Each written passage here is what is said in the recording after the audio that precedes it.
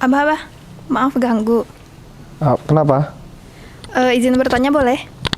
Apa? Tentang apa? Maaf nih bah, maaf banget.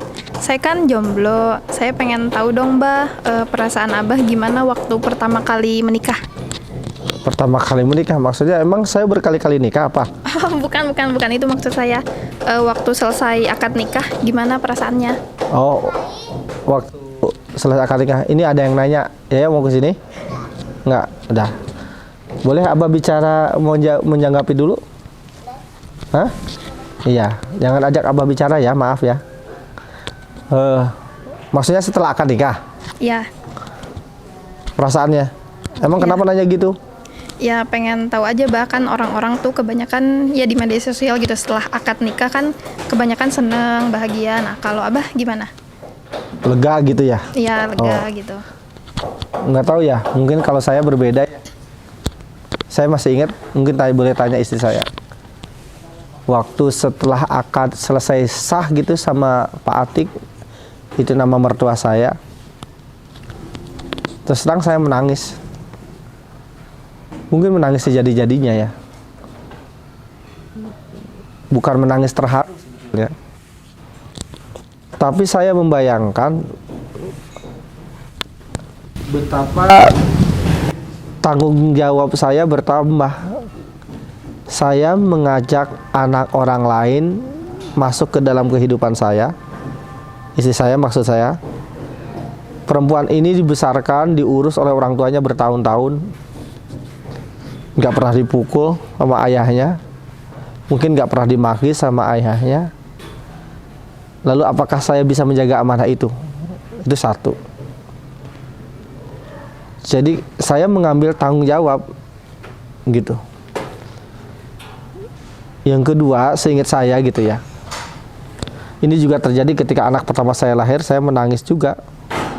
Bukan saya nggak senang menikah, bukan saya nggak senang punya anak. Tentu saja saya bahagia, senang dan seterusnya. Tetapi yang saya bayangkan setelah akad itu bukan kegembiraan bisa menghalalkan, menyentuh tubuh perempuan, bukan. Yang saya bayangkan adalah kira-kira saya bisa nggak amanah menjadi laki-laki yang bertanggung jawab, menjadi laki-laki yang menambah kebaikan buat istri saya, menjadi ayah yang baik ketika melahirkan anak. Karena seingat saya jadi ingat ini yang saya pelajari waktu itu ya, sebelum nikah itu. Seingat saya gitu. Soal pendidikan anak di dalam agama saya seorang muslim. Mungkin berbeda dengan sebagian persepsi orang. Seingat saya di dalam agama saya yang tanggung jawab lebih besar dalam soal pendidikan anak, terutama dalam urusan mental, akhlak, akidah dan seterusnya adalah laki-laki, teman-teman. Di dalam Al-Quran ketika menyebutkan seorang perempuan yang bertebaran adalah perempuan sebagai ego pribadi, perempuan sebagai individu pribadi, dan kalau ada pun relasi dengan anak di Al-Quran itu lebih banyak perempuan ditugaskan untuk mengurus jasad anak atau aspek, kalau dalam pendidikan ada tumbuh kembang. Nah, yang perempuan itu aspek tumbuhnya, sementara laki-laki aspek kembangnya, aspek mentalnya. Misalnya di Al-Baqarah 233 itu disebutkan kehamilan menyusui itu sampai 2 tahun, itu tugas perempuan. Lalu di Al-Aqaf surat 46 ayat 15 disebutkan wa hamluhu wa fisaluhu salasuna syahra, hamil dan menyusui ya 30 bulan. Jadi perempuan di Al-Quran ketika relasinya dengan anak lebih banyak ngomongin soal tanggung jawab, soal secara fisik atau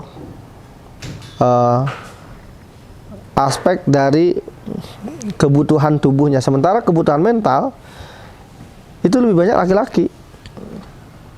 Ya, Mam pernah ini nggak? Pernah dengar surat Luqman nggak? Pernah. Hah? Pernah. Pernah. Luqman itu laki-laki perempuan? Laki-laki. Nah, kalau perempuan namanya Luqmaniyah ya, atau Luqmini. Iya. Jadi seingat saya gitu, dicontohkan di dalam Quran, di dalam Al-Quran, Luqman itu laki-laki. Di surat Luqman dicontohkan, misalnya yang ngajarin akidah adalah ayah.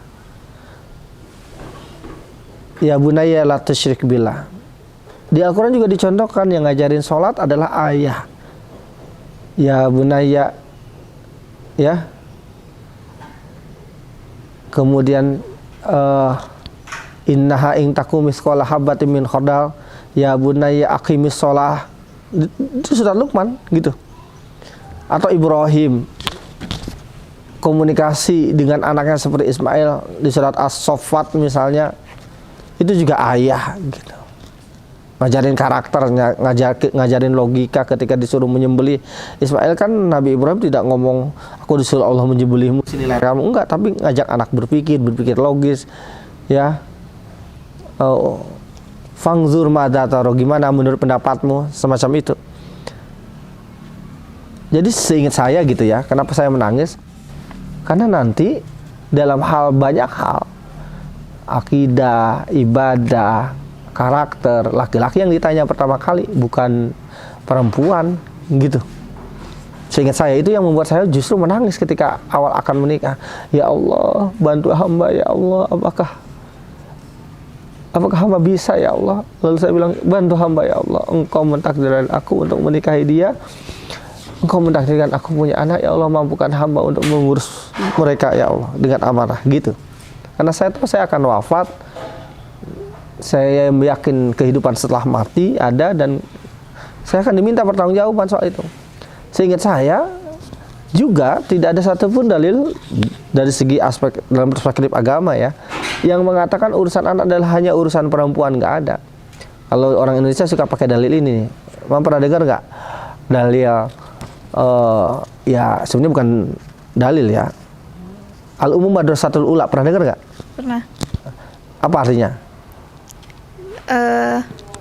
Al-umum madrasatul ula. Madrasah. Ibu adalah Madrasah.